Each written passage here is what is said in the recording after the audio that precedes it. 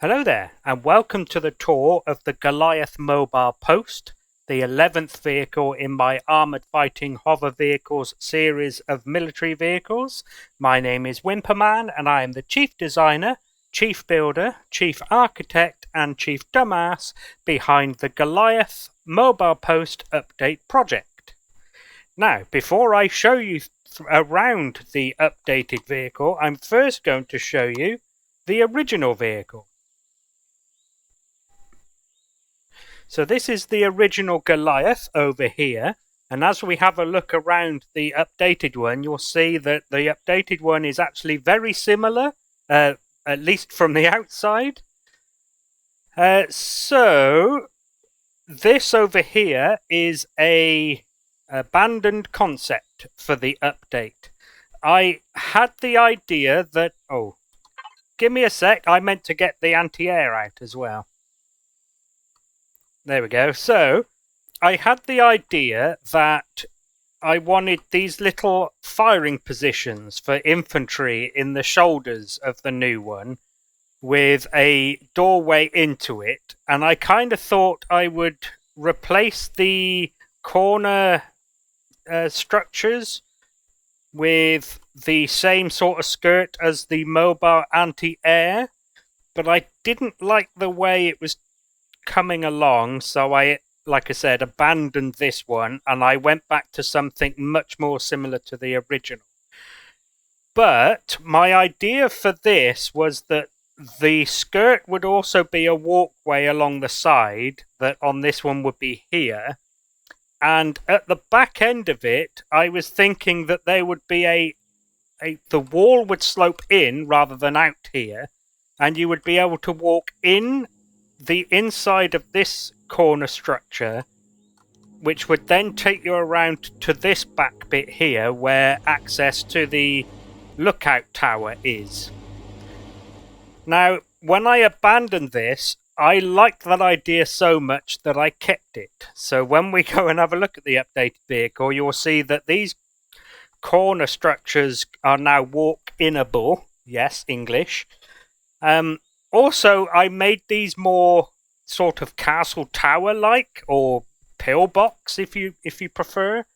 So there are firing positions within them as well. You will also notice that these long arm things are gone on the updated one, because although I imagine this vehicle would work this way IRL, where these would fold away while it's moving and would then fold out, or, well, be manually positioned out here like this by the troops assigned to the vehicle. They would do this manually, but it makes less sense in the game to have these out constantly. So, and it certainly looks stupid. So I decided to get rid of these and have something that made more sense in the universe of the game rather than in IRL. Oh, and also you'll notice that there is a lookout tower on the top of the updated one as well. Now, the idea of these is that these pillars here... Let's turn my HUD back on for a second. So these are supposed to be telescopic. So the idea is that when you're in motion, these just retract so that the roof of the lookout tower sits flat upon this wall. And then when you get to where you're going, you just lift it up. That's the idea. And actually, the new one is supposed to work the same way. Not that you can really tell, and it doesn't really matter anyway. So, interior. Yeah, so the exterior hasn't changed a lot. I mean, there is some differences. For example, you'll see I've integrated the shape of the front of the tower more using some of the shapes I can't really show you anything. I haven't got anything out with it on it, but you might recognize the shape on top from other vehicles of mine, the updated ones. But I've put them on top just to make it look sleeker, make it look like the lookout tower wouldn't be such a drag through the atmosphere as you're moving around. But interior-wise, it has changed quite a bit. So if we go into the old version... Oh, I forgot to mention, This was built, like all of the others that have been updated, was built before the game was fully released, before 1.0, which means it has no CPU, it has no container extensions, and no shields either. Again, there's some other things, like the LCD displays are much worse in this one because we couldn't really format them very well. But, so interior-wise, you'll notice we've sort of got a place to sit and eat. I mean, I don't know where your legs would go. You'd probably have to sit facing away from the table, but, you know, if you squint and use your imagination, you can see that that's supposed to be a table for the troops to eat at. This is supposed to be a little kitchen area. And then you'll also notice that not only do we have bunk beds in here for any of the troops that are assigned to the vehicle to actually sleep the night in, but we also have a shower and toilet in here. Now, with the new one, I figured that if the mobile post is going to be deployed to a place, or that troops are going to be assigned to it for long enough periods of time where eating and sleeping and hygiene and the evacuation of bowels and bladders is going to become an issue, I would figure that sleeping could be taken care of with tents next to the vehicle. And if you needed a place to do hygiene, then you would have a mobile ablutions block. So basically, think of a truck or a lorry with a bunch of toilets and showers in it. I would figure that would be the kind of way you would do it, rather than having it in this vehicle, because you might not always have troops at this vehicle for that long a period of time where it's, you know, necessary. As for eating, I imagine you would also have another truck that is basically a mobile mess hall, just a bunch of tables and, you know, somewhere for the cook to cook. So I decided to do away with that. But like I said, as we have a look at it, you will see, and I will come back again to this, but you'll see that it is very similar. It's not quite the same, but it is very similar. It's just a... What's the word I'm looking for? For some reason, I can only think of initiative, and it's a very similar word to that. Iterate. Yes, iterate. It's an iterative of this. Iteration. Right, I'm just going to get rid of these two. Right then, so here's the updated one. Now, before I take you around all of its features, I'll first go through its role and its task equipment. So its role, or roles, because it can perform multiple that are all related, is a bit complicated.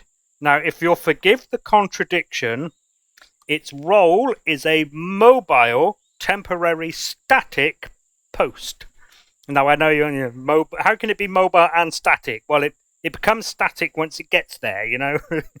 The idea is it drives to a place and then it plops itself down and it stays there for a day, a week, a month, a year, you know, and then drives away again when it's no longer needed. Now, the specific roles it's supposed to fulfill is as a mobile guard post. So, for example, if you have a military base with a pillbox at the entrance, you get attacked and the pillbox is destroyed, you would deploy this until the pillbox is rebuilt, is that kind of thing. Or as a defense post. So, for example, if a Black Hawk gets shot down over a hostile city, for example, you might send one of these to sit next to it while you rescue the crew, for example. It can also be used as a checkpoint post. So think of a large motorway or highway, you know, like a 6-8 lane road where you want to check on the traffic. Yeah, I suppose it would be checked because it's a checkpoint. So you would probably position one of these. I mean, it would make more sense with the wide wing things that you would, you know, have guards on as well, but the idea is that you would do that to control traffic. Control, that's the word I was looking for. Not check. Control traffic. Like, again, in a hostile city, for example. Or as an outpost. So you could maybe get a few of these and you know, a bunch of tents and stuff and have yourself an outpost somewhere until you build something more permanent. And finally, as a forward operating base, either on its own or with several of them that all operate as an forward operating base, or for example, you could deploy them as part of the FOB as, again, guard posts while you're still putting up sandbags and stuff. So to facilitate all those roles, it has a whole bunch of weaponry on it for anti-personnel, a whole bunch more for anti-vehicle in case any, dare I say it, insurgents try to run your checkpoint, for example. And also it has some weapons for anti-air in case they try to attack you from the air.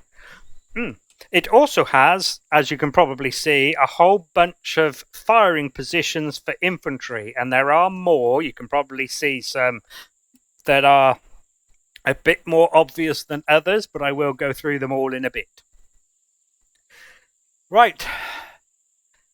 The next segment then is its propulsion, handling, and lift capacity.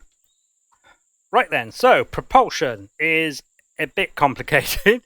So we have, let's see, 8 large tier 2 thrusters for forward acceleration, and the others are over there on the underside of the front.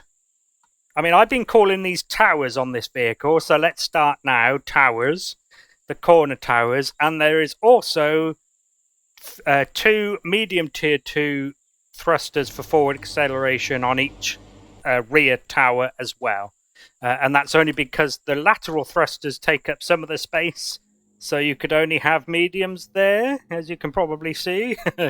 So, and reverse, it's almost the same, except on the other towers, there's only 1 on each for reverse rather than 2.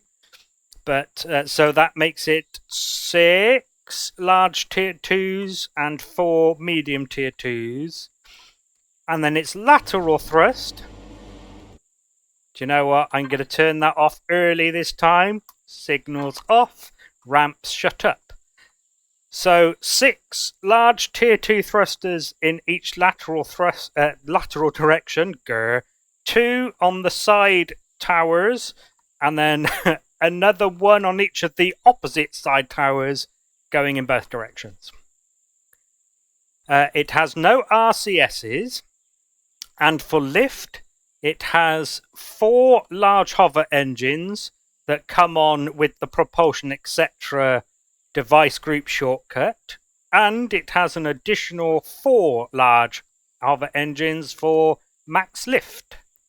Now, with the max lift off, I have done some maths, and it will lift 150 tons in up to 2.1 and 3/4 G. And the vehicle itself weighs 127, as you can see there. So it's 127. It can lift 150 up to 2.1-ish Gs. So you get another 23 tons in ammo and stuff. Now with max lift on, it will lift 163 tons in 4G. So, I mean, that's even better still than what I calculated for the 2.1G. So maybe in 2G, I should have done that math, shouldn't I? Actually, I'm pretty sure in 2G it will also lift 163 tons with max lift off. So with max lift off, it'll lift the same amount with max lift on in 4G in 2G, if you see what I mean. Right, anyway, so that's that. Mobility is as follows. The maneuverability, that 0 gets me every time. Every time I'm doing a tour and I open this screen, the first number I see is that 0. And I think, why is it saying 0? Anyway, so, maneuverability. Forward acceleration is 28 meters per second squared. Reverse is 22 meters per second squared. And it does 16 meters per second squared acceleration in the left and the right. For agility, the most important one is 22 degrees per second yaw. The other two, 15 degrees per second roll and 8 degrees per second pitch. I don't find those two particularly important, but just in case you want to know, that's what they do. Handling, let's have a quick test drive.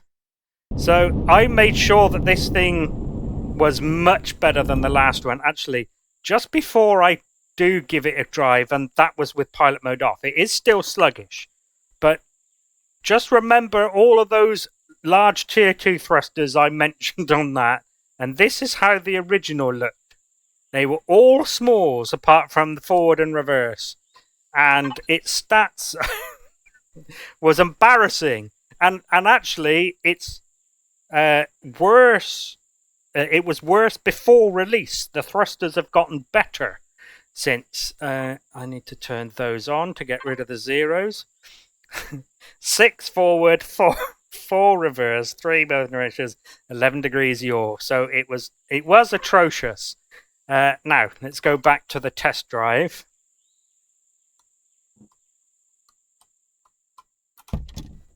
Okay, let's pop pilot mode on so it'll handle a bit better. Yes, it's not, the best in the world. But it's certainly, considering its size, not really all that bad. And, I mean, even compared to some of the other vehicles below it in the AFHV series, it's around about the same. Actually, let me just... Yeah, let's get the Cougar out again.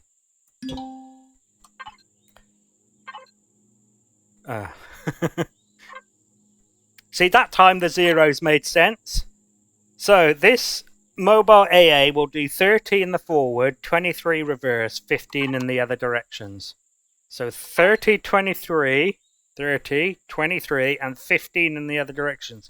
So this isn't, a huge amount different, but considering it's, 3 times the size? Hang on, 127 tons, right? 127.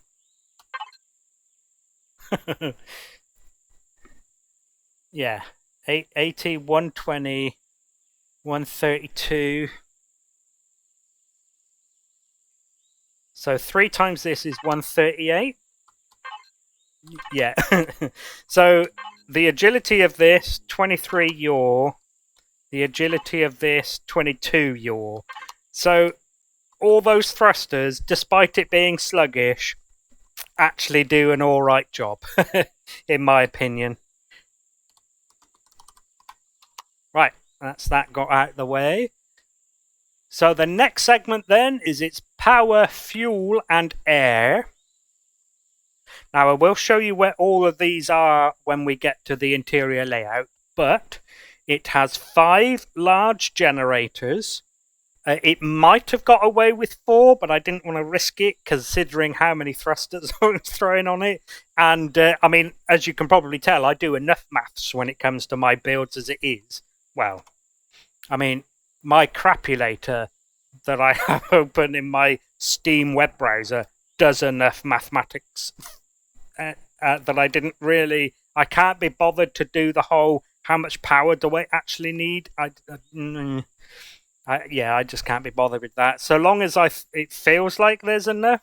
I mean, I've driven it round, and even with the shields charging, it wasn't getting anywhere near 100%. But then, of course, my turrets aren't shooting at anything because this is a creative world. There's nothing to shoot at. Right. So that's the power generation. Fuel. It has 18 large fuel tanks. 18. Now, the other one over here, the old one, everything was squeezed into the little space, basically from this door back, so it wasn't great. But I mean, even then, it's 12. Yeah. So I've got a similar space inside. Actually, I will poke through the wall, because that's not too much of the interior. So there is some of them. And yeah, there's 18 in total, so 9 on each side. And again, I'll show you where they are later on.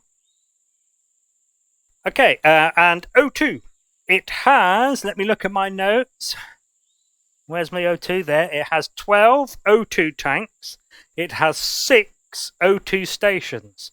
Now, that might seem a lot, but it'll make more sense when we get to the interior layout. But it has 6 of them.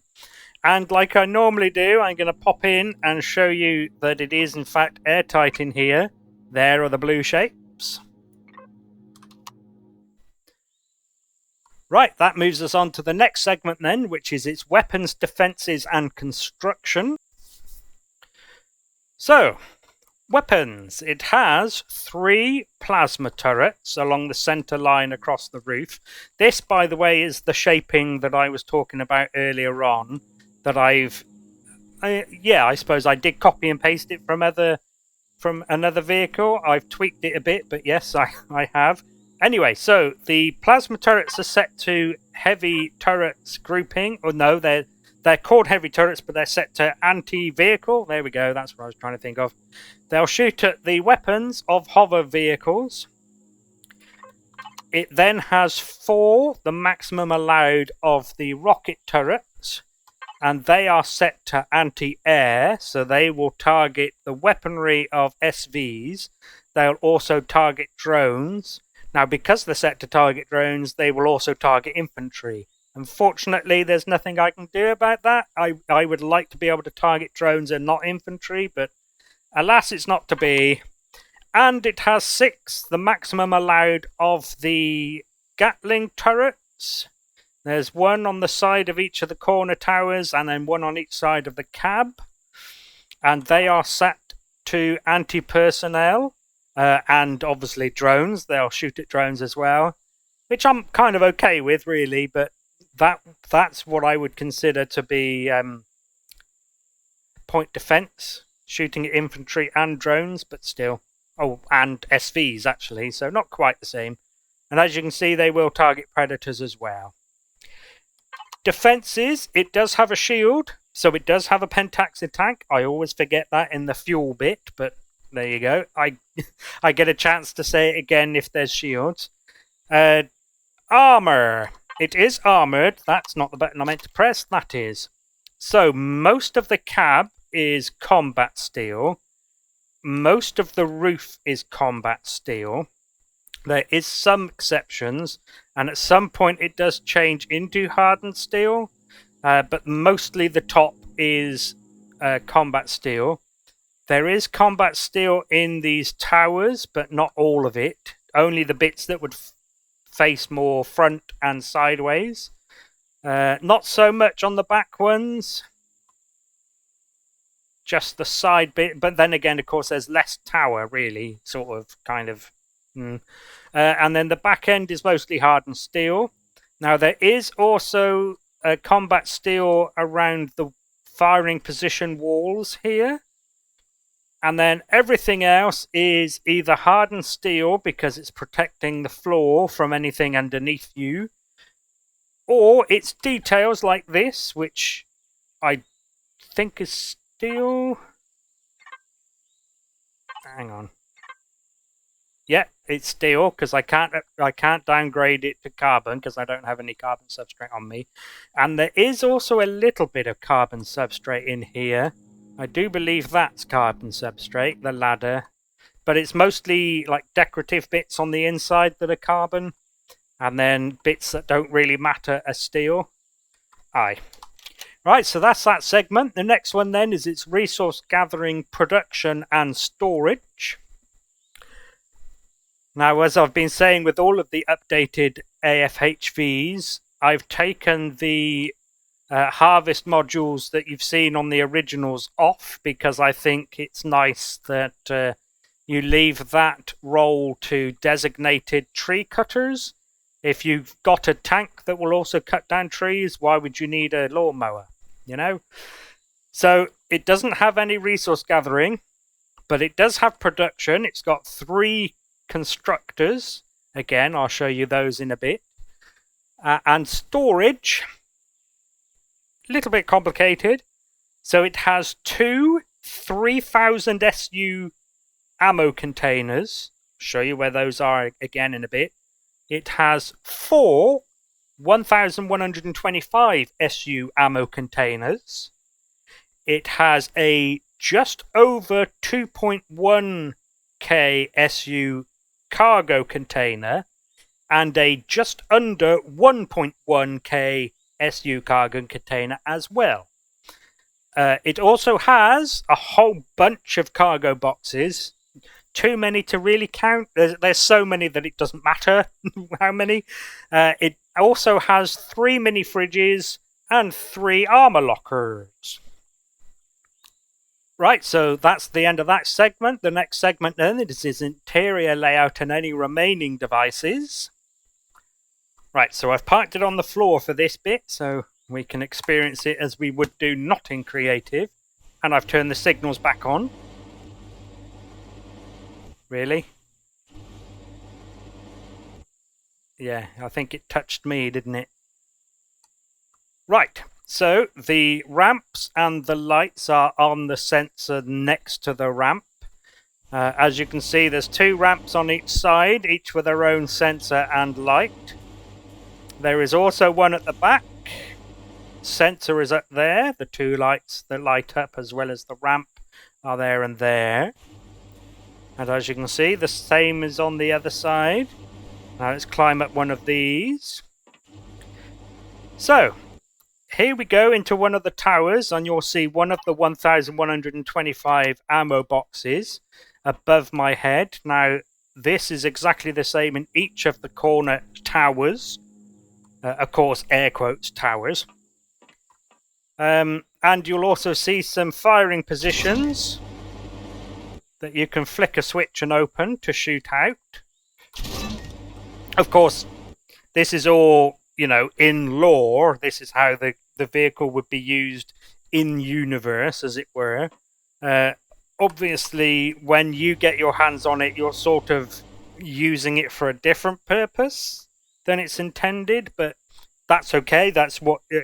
well, the funny thing is, you're intended to not use it for its intended purpose, thereby using it for its intended purpose. Now, I don't know if that makes any sense to you, but it does to me. As you can see, there is a door in through the side, which is opposite this parapet, where you can also fire from if you're being engaged by enemies. In through one of the back towers, again, ammo container in the ceiling. More firing positions. Ones on the back are in a slightly different place, in a slightly different shape than the ones on the front. Again, there's more firing positions near the back doorway, archway thing. Now, obviously, this ladder is decorative. It's not usable. You would need to jetpack up into the lookout tower, but you'll see a motion sensor above.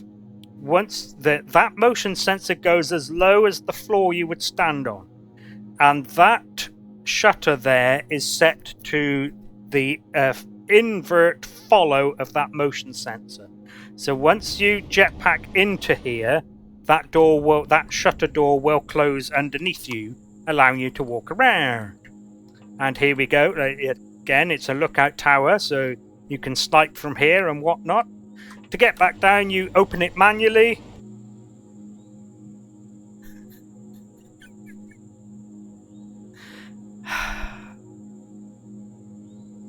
Can you see that? I don't know if this isn't if this is the first tour of mine you've seen, you won't know what I'm looking at. But if it's not, you'll see that bit of block that I'm pointing at is what I refer to as the damage texture. And if I God mode into the blocks, you'll see that everything was originally painted that, and then I paint over it, so that as you lose blocks, it looks like what's left is sort of smouldering a bit. Every time I do a tour, although I have just realised I couldn't think of the word parapet, and I called the lights on these parapets shield walls, because I couldn't think of the word parapet. Of course, now that it's done, parapet comes to head. Yeah, comes to head. English. Blowjob. Right, so we got to here.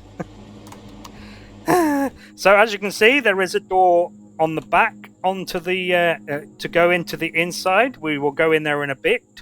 But first I'm going to show you what else is in these corner towers.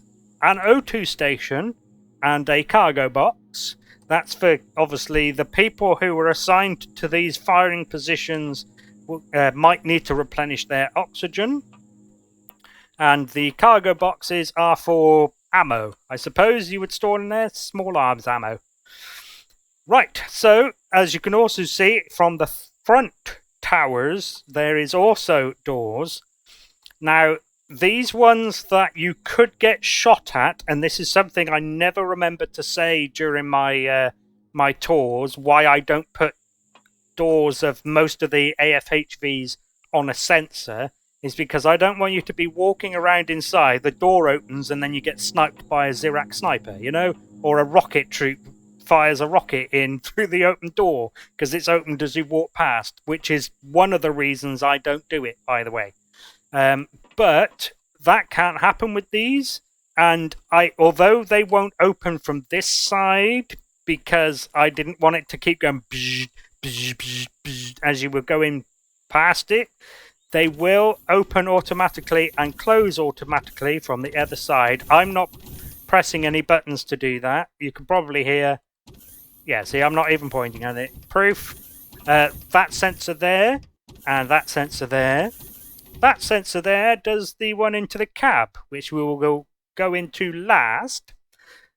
Right, so this is what I've been referring to as the main compartment. As you can see, there is some what I call comm panels on the wall with some keyboards. The 3 constructors are over here, along with the 3 fridges. Now, the fridges come turned off by default. I think it's always better to save power until you've got your sandwiches in them. Then we have a cargo container above that. This is the bigger one I said was just over 2.1K. The other one on the other side is a bit smaller because the CPU extenders are over here.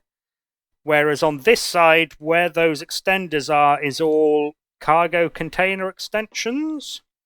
So the small container is just over 1,000, just shy of 1.1. As you can see, there's also O2 stations in here. The armor lockers are there. Some cargo boxes above them for keeping any boosts in. Then we have the healing station and the clone chamber with a whole bunch of other cargo boxes as well, dotted about. As you can see, the lights are on motion sensors. There are 3 in here because of the weird shape. Yeah. You'll also notice it is compartmentalized, so there is a shield protecting the cab. So not only will you be protected in there if this gets breached, likewise the other way round. If someone shoots a window out the cab, you'll be protected in here as well. This is where the back door is. And you'll also find some component access in the ceiling. Now, this is just generators and the core. Now, like other vehicles in the AFHV series, I've put the core and the generators in one place because I think if you're going to lose the vehicle because they've been destroyed, I don't want them really to be near anything more expensive. There's also the fuel and O2 behind these shutters. There is another one on the other side. Now, they don't go any higher than that, I believe. Yeah, it's all lag shot armor above there. Oh, yeah, I forgot about that in the defenses bit. So there is a whole bunch of lag shot armor. Most of this is steel. There is a little bit that is hardened steel, depending on how thick the blocks are on the outside.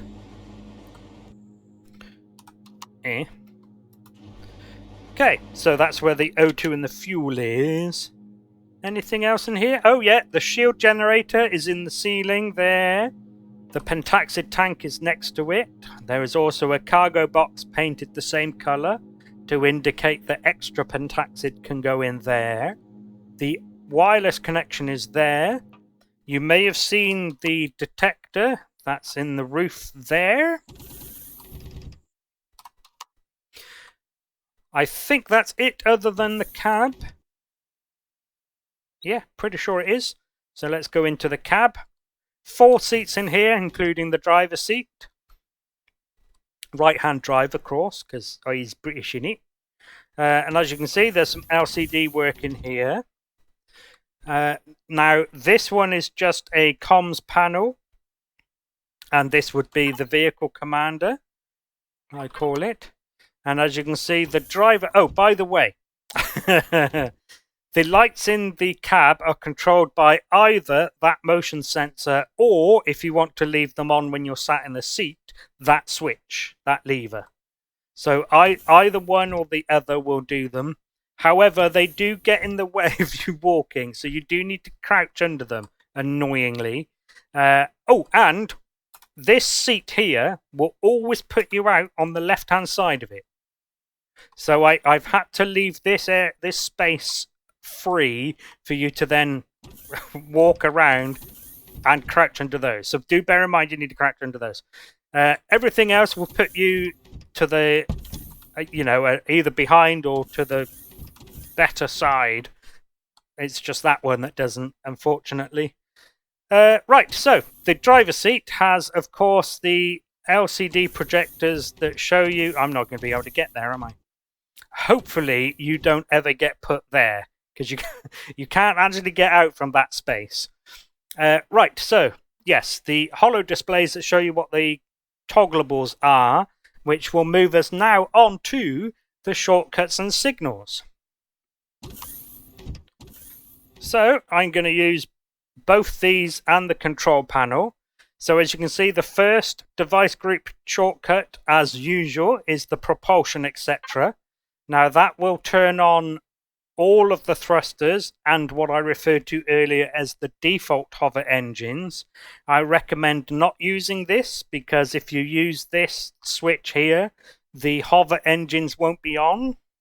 I mean, if it came to it, you could probably figure out turning that on, and max lift will give you 4 of the hover engines. But, whatever.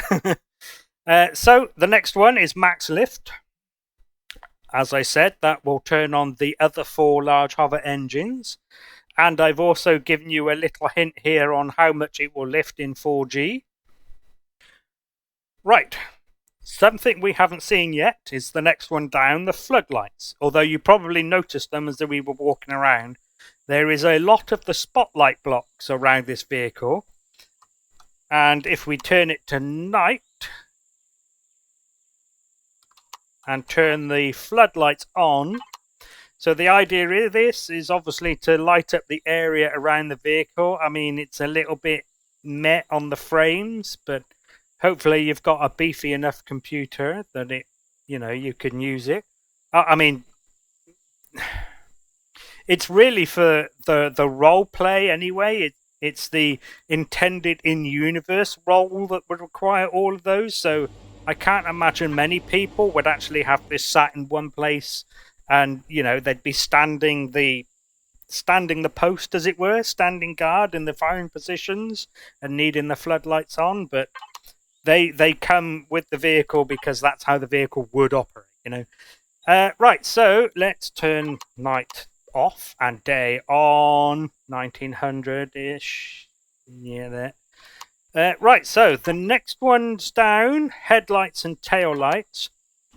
Now the headlights are set to the 2 on the sides of the cab and the 2 underneath.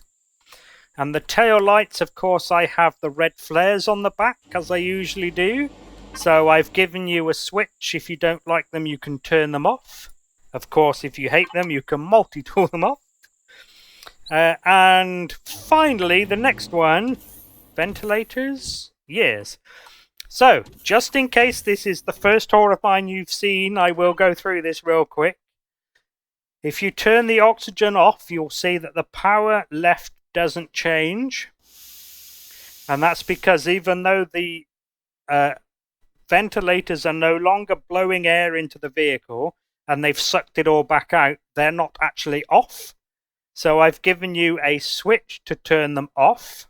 And if you look at the power left, it will go up. Now on this vehicle, it will go up a lot because not only is it compartmentalized, so there are 3 compartments. So that would be, whoops. Yeah, no. So that would be at least 3 vents, but due to symmetry, there's a lot more than 3. In fact, there's not even 6. There's actually 8 because I thought that looked good and I wanted them there as well. So, you know, you've got 8 vents to turn off when you turn that switch off. So you can save some power in a breathable atmosphere. Right then, on to the signals. The first one, as usual, is power save. Now, this does quite a lot on this vehicle. I mean, sort of.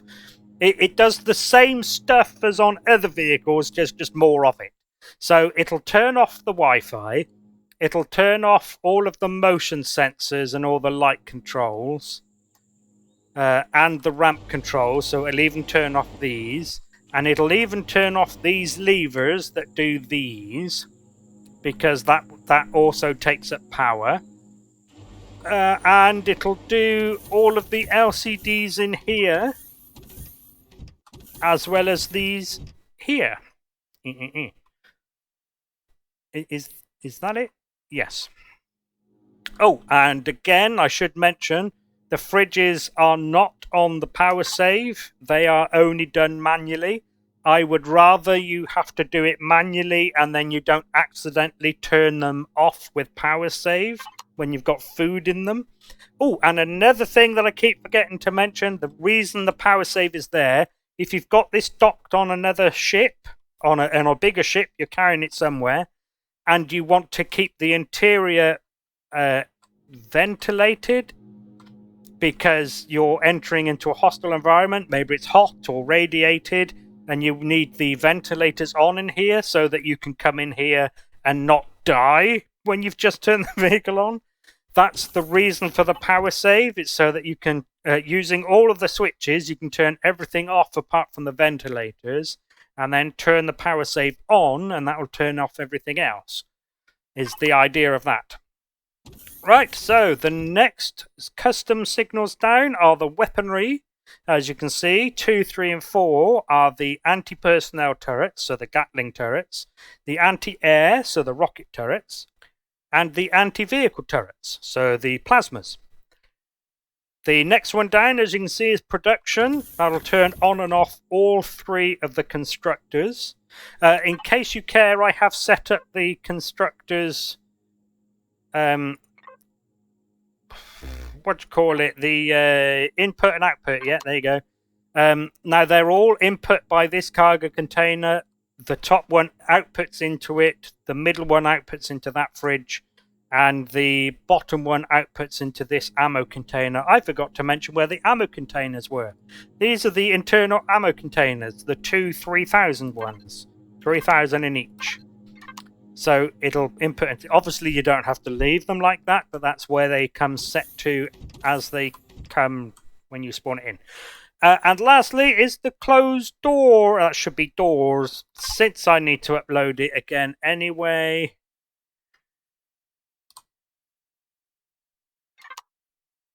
Doors. Right, so...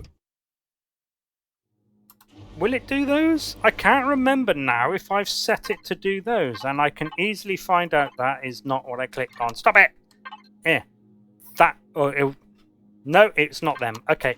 So that one, definitely. Yeah, closed doors. So if you accidentally leave that one, or that one, or that one open,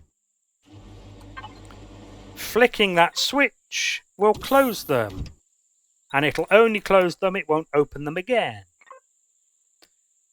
Yeah. Right, so that's the end of that segment. Yep, so the next and last segment then is its CPU and upgrading. So it is a tier 4 CPU. As you saw the tier 4 CPU extenders earlier on, now it's miles under. It's just over 60,000 of the 100,000, so you've got plenty to play with. As for upgrading, though, there is no built-in upgrade path, so there are no free slots for you to add extras into. As I say with all my builds, that doesn't mean you can't personalize. So, for example, you might want to do away with the back door, maybe get rid of that container controller and make this entire area one big ammo container, for example. But that's not what I consider an upgrade. That's what I can consider to be personalization and adaptation. Yeah. Right, now before I let you go, I have to show you the paints. So it comes with four primary colors in the paint palette. It comes in this desert sand, but you can also switch it to this military green, or to this Arctic white, or to this dark grey, which actually looks very similar to the black. I mean, so the black of the towers and turrets and stuff is that one, and you can clearly see in this palette that is lighter and slightly blue, and I can prove it. 41 blues, 30 greens and reds. No, 40 greens and reds. That one is 25, 25, 25. Anyway, whatever. And that's how you change it between the colours and the colours it comes with. Right, so there we go. Thank you very much for taking an interest in the Goliath Mobile Post. I hope you get some use out of it, and hopefully I will see you in a different video for another build. So thank you again, and goodbye.